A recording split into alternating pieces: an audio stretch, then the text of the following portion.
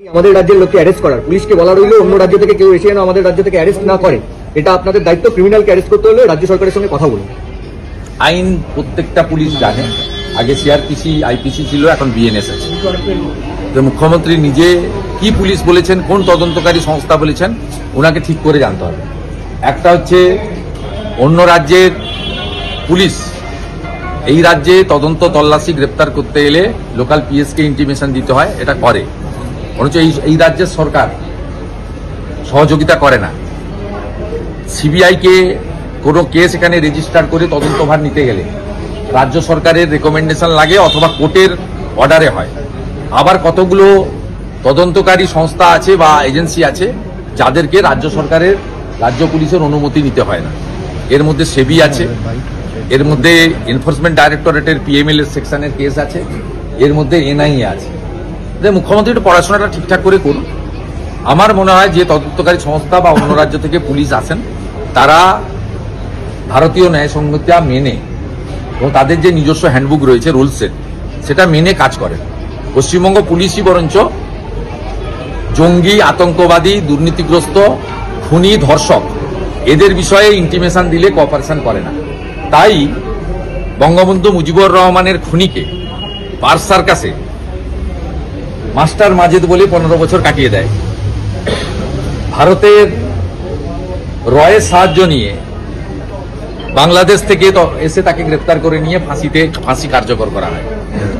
কাশ্মীরের জাভেদ মুন্সি ক্যানিংয়ে লুকিয়ে থাকেন, কাশ্মীর এসটিএফ এসে তাকে গ্রেপ্তার করে নিয়ে যায়।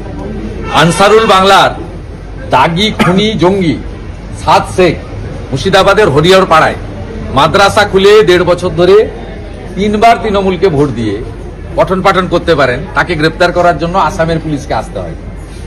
অসংখ্য উদাহরণ রয়েছে।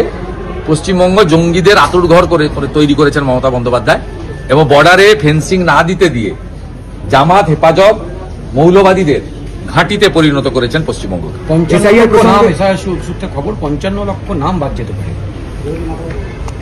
ইলেকশন কমিশন অফিসিয়ালি যখন বলবে উত্তর দেবো, কিন্তু আমি প্রথম থেকেই বলেছি গ্রাউন্ড রিয়েলিটি এটাই যে একটা বড় সংখ্যক মৃত, ডবল ট্রিপল এন্ট্রি, শিফটিং এবং অবৈধ বাংলাদেশি মুসলিম অনুপ্রবেশকারী রোহিঙ্গা এখানে ভোটার লিস্টে নাম তুলেছে, নাম রেখেছে।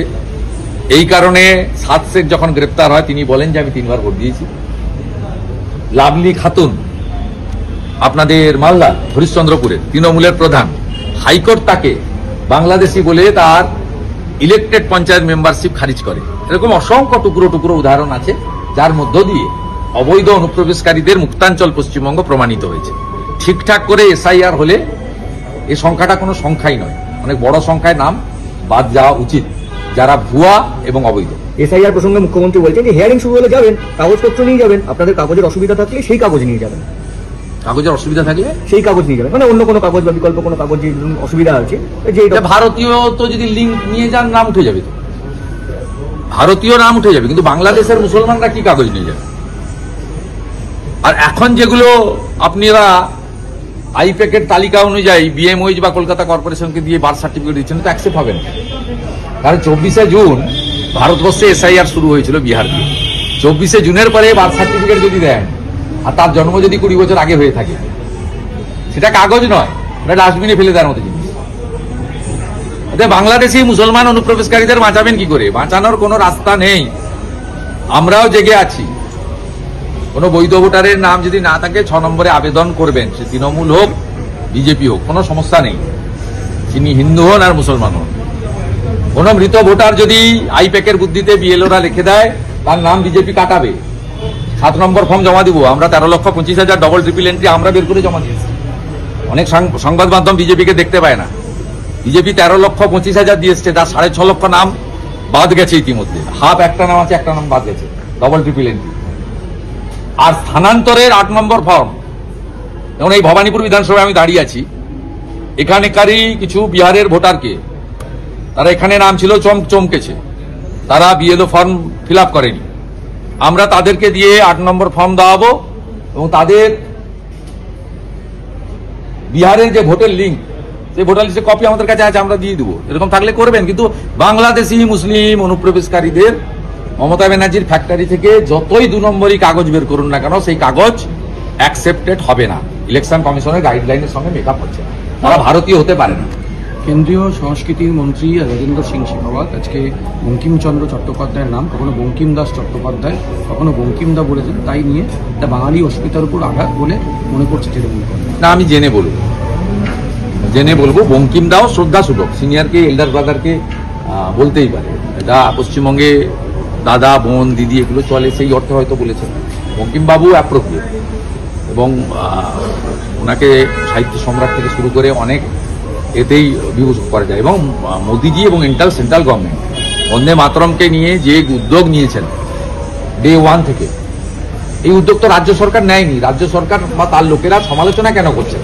যেদিনকে বন্দে মাতরমের 150 বর্ষ, সেদিনই মমতা ব্যানার্জির ওই তৈরি তার নির্দেশিত বাংলা সঙ্গীতটা গাইতে ম্যান্ডেটরি হবে নোটিশ করলেন কেন?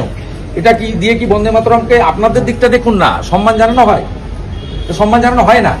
আপনি বিরোধী দলনেতাকে বঙ্কিমচন্দ্র চট্টোপাধ্যায়ের কলকাতার বাড়িতে ঢুকতে তো দিলেনই না, উল্টে গোটা রাস্তাটা খুঁড়ে দিয়ে রেখেছিলেন। কি অবস্থা, কতজনের যে পা কেটেছে ঠিক নেই। এটা কি আপনাদের সাইড থেকে কি হয়েছে?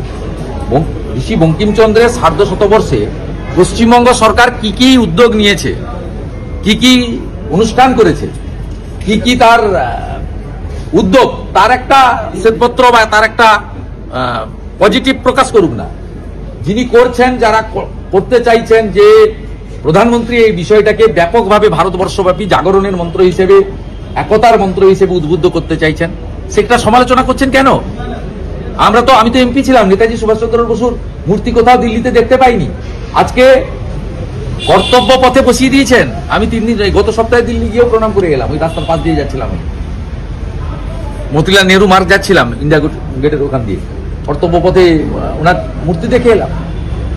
এগুলো তো উনি করেছেন। অপ্রকাশিত ফাইলগুলো তো কংগ্রেস সরকার বের করেনি, নরেন্দ্র মোদীজির সরকার করেছেন। তা আপনারাও কিছু করে দেখান। আপনারা তো এই পাশেই যে নন্দন, এই রবীন্দ্র সদন, এখানে তো রবীন্দ্রনাথের ছবিও দেখতে পাওয়া যায় না, সত্যজিৎ রায়ের, উত্তম কুমারের ছবিও পাওয়া যায় না। এখানে তো একজনেরই ছবি, দাঁত কেলানোর ছবি দেখতে পাওয়া যায়, অনুপ্রেরণার ছবি। কলকাতা ফিল্ম ফেস্টিভ্যালে সুচিত্রা সেন, উত্তম কুমারের ছবি থাকে না, মমতা ব্যানার্জির ছবি থাকে। কাকে কি বলছেন আপনারা?